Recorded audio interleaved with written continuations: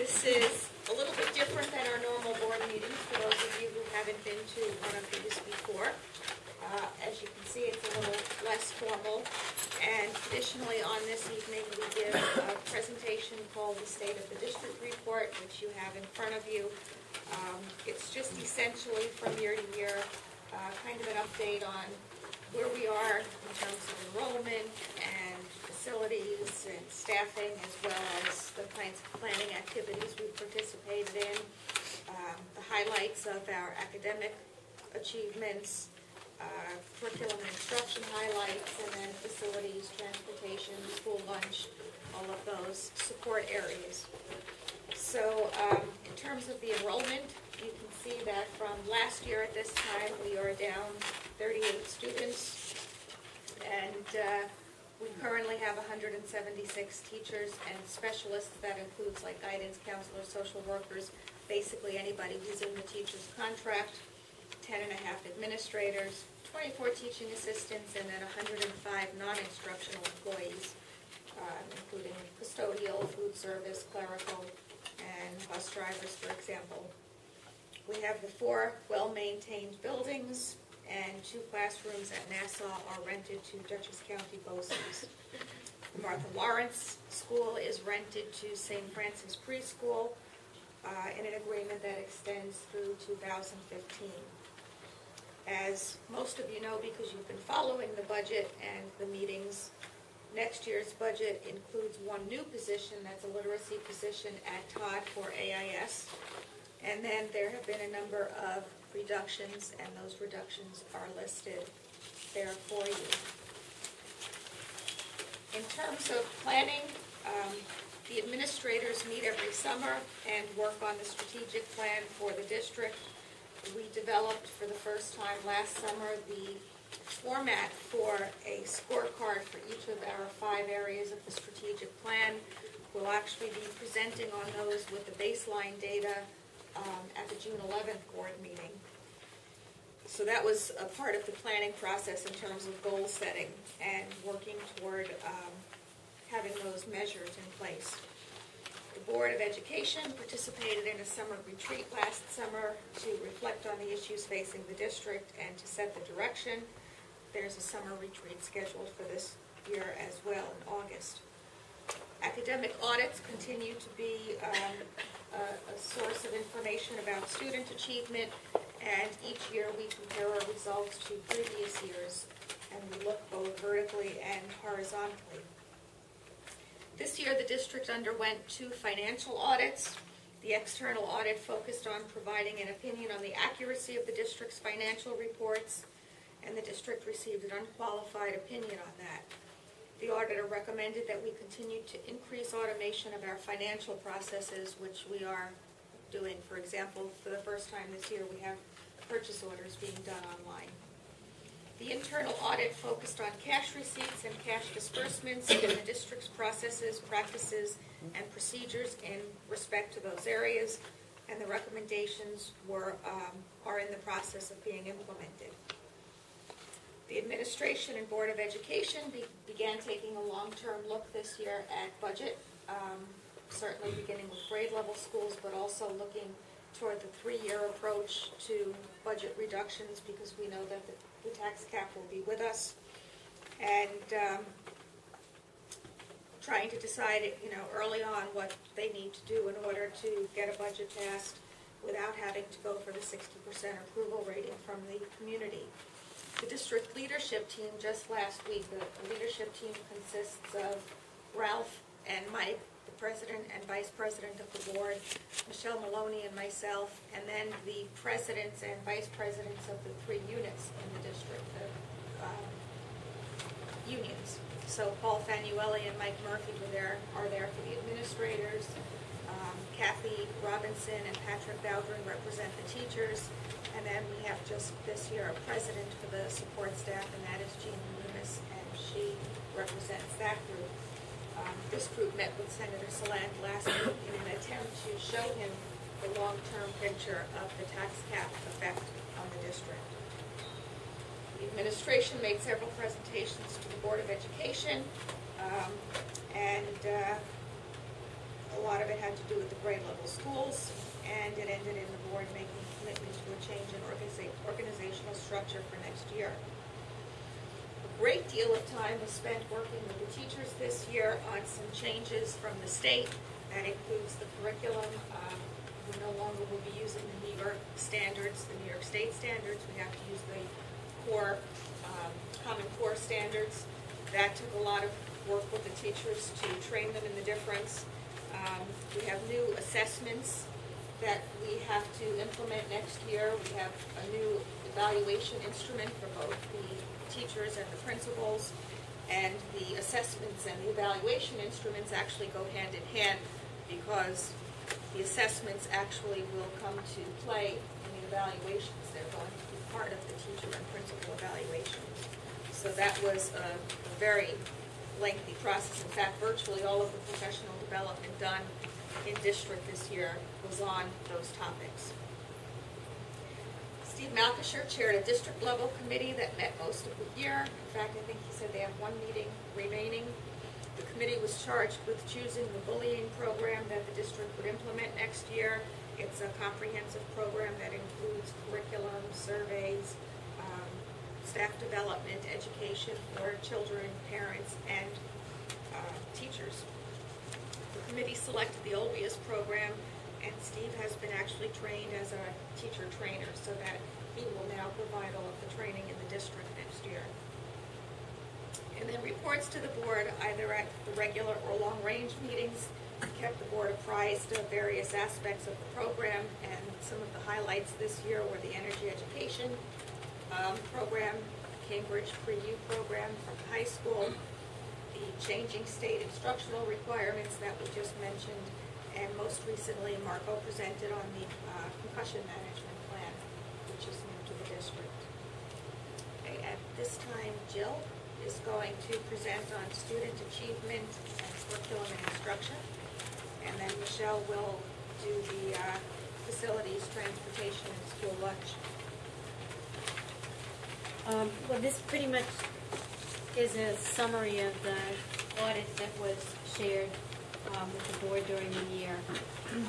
And again, these numbers, these percentages are based on the percentage of students in that grade level that received a 3 or a 4, and in the state test, which is how the state chooses to report it. So as you see in grade 3, we had 74%, grade 4 had 66%, grade 5 68%, grade 6 65%, grade 7 59%, grade 8 55% in English language arts. And for those of you who haven't heard me complain about this before, the tests that are in place are not aligned with each other. So, for example, the 3rd grade test and the 4th grade test are very different tests. The 4th grade test and the 8th grade tests were developed initially by one set of standards, and then the state added grades 3, 5, 6, and 7. So it's not until they put the new Common Core tests in place that we have any indication, this is what we're being told, is that they are better aligned to each other. So the percentages from year to year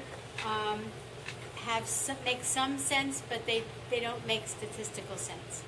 So it doesn't inform you in the way that people can, or the state assumed that it would.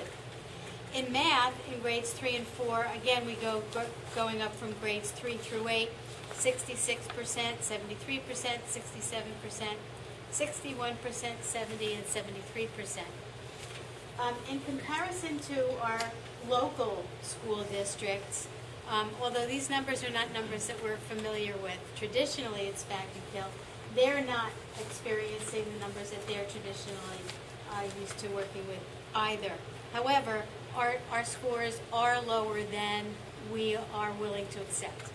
So these are what I would say is a temporary number. We're very interested in seeing how the tests are going to come back. As John indicated, when the tests were given this year, we worked very hard from district through the administration, and the teachers did an exceptional job, and so I guess did you, because your kids came in okay. The tests were very difficult. What they had done was initially told us that they were not going to be putting schools through what Eileen referred to as the field testing, and that they were going to sprinkle field test questions into all of the exams. And like other things that are coming out from the state right now, instead they decided to do both. At the last minute, Dr. Cecina received a letter that she's going to be field testing certain questions. However, they also did put field test questions into the exam. No way of knowing which questions they were, except they were probably the ones where the teacher's eyes rolled back into their heads because they were foolish. Also, this year's test had some mistakes in it. You may have read about that in the newspapers. We certainly called State Ed about them. There were stories that were absurd, right? And things that had 4 answers, things that had 2 answers, questions that had no answers. So take everything with a grain of salt. I would assume what they are doing is they're pulling all the test questions in the test, all the field test questions are removed when they score. The reason that they do the field test is to see how it fares, you know, and all the ones that at least some kids got right, they do factor them in. But like they said, next year is going to be the Common Core test, so there'll be a huge shift in the test. Did anyone opt out this year? We don't have any control over opting out. If a parent refused to have their child come, and they don't send them, we have to do them in the makeup window. If they don't take it in the makeup window, the school counts against the school, and it comes out in the report card. But that we don't have 100% testing, which is the state requirement, is 100% testing. But if a student comes to school and sits there and doesn't take this test, the same thing happens? They get scored at whatever that test comes back, whatever those sheets say.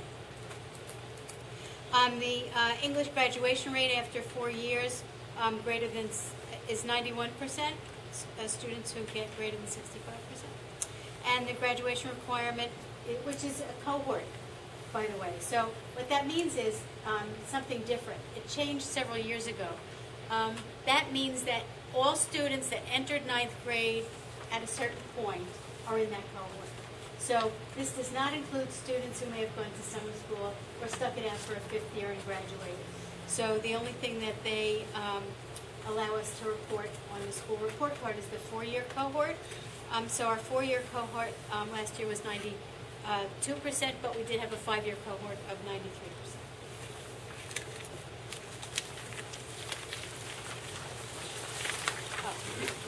And then of the graduates last year, 92% of our graduates earned Regents diploma. 36% of the 92% was Regents level, and 56 were advanced designation. Of the advanced designation, 32% were with honors. 95% that we knew of attended college when they were here. One more? We've had an RTI team in place for over 2 years. We knew that, well, we've had AIS for many years, and the RTI requirement was clearly coming down the pike. And so we set up our RTI teams and the RTI process in the district so that we could get a sense of how it would work best for us. We've been in the process over the past year and a half to develop a document that is our procedures, and in the next board meeting, the policy will be given to the board for its first reading. The curriculum work, as Dr. Powell had said, this year was intensive with K-12 teachers dealing with the Common Core shifts. Specifically, there are 6 shifts in ELA and 6 shifts in math, but the 6 shifts in ELA float out into the science and social studies and technology areas as well. Everyone is responsible for literacy teaching. Michelle's laughing because I always get scared that I'm going to say 6 shifts incorrectly. And I haven't yet, but that's because I really work at it. The shift for teachers is difficult because we're very used to having teachers impart information, have students rehearse what they learn, and then perform what they learn, and then they get graded, and then they go back to get more information. And the shift in the that the Common Core requires is much more about problem solving and working with information, not memorizing information. And so what happens in the field of education is that once teachers walk in September and they have your children in front of them, you know, they take off. They take off with what they need to do, how they need to do it, how they need to get the kids organized, and moving forward with it. And it's very hard to get them, oh, can you just stop in the middle of that unit? And now you're going to do it by asking harder questions or giving more rigorous text to work with. So they had to really intensely look at the curriculum. They were required by state ed to do 2 units in the Common Core this year, to write it and to practice it with the kids, because next year every unit has to be with the Common Core. So we worked on that a lot. In 612, it was a little bit different because in math, poor math folks, it got changed in a really big way again, and they need to speak specifically about the math and not just about the way of the math.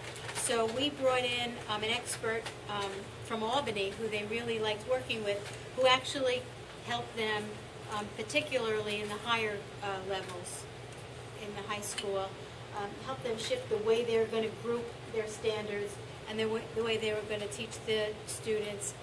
And most difficultly is the business of changing them to much more authentic tasks. So rather than make believe you are a store owner, the question actually gives them a scenario that is something that they can relate to and work with and solve a problem. So that worked very well for them. As you know, the secondary parents had access to the parent portal. It was the first opening of the parent portal, and it included information about attendance, the 5-week notices, and the report cards. And any teacher that chose to use the portal for the place where they kept their grade book and opened it, it was available through those folks as well. I worked with a committee of teachers and parents on the student engagement survey. We met several times this year and looked at several surveys. There seemed to be a lot of them. We've narrowed it down. We're going to meet one more time before the end of the school year and recommend to the district the one that we'd be using for secondary schools and elementary schools. It looks like we'll probably use a purchased, scientifically developed one for the secondary level, and I have some recommendations that have been made to me for what to use for the elementary students that makes better sense.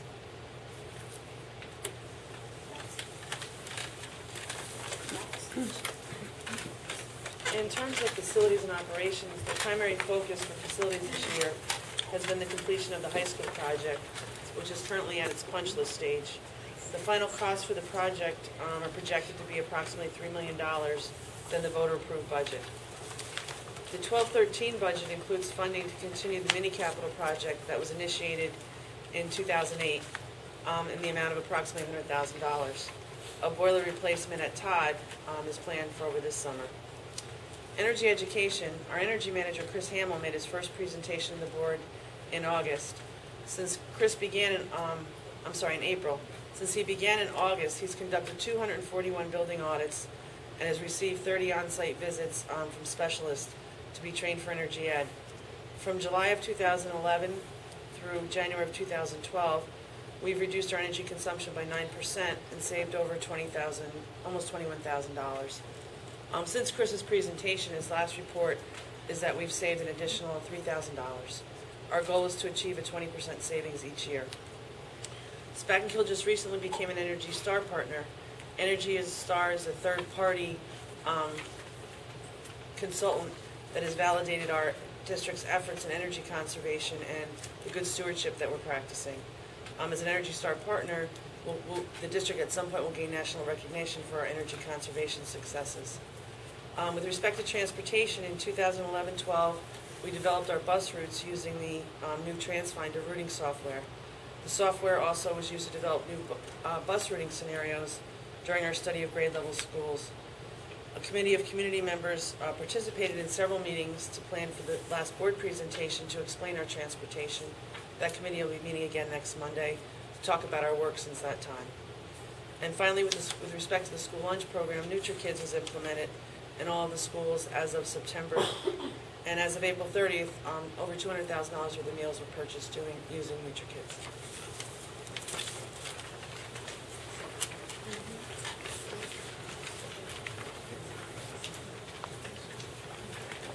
Questions? Everybody's anxious to go down and get the vote results. I know it's a little early, but we can head down. And the wait for the outcome.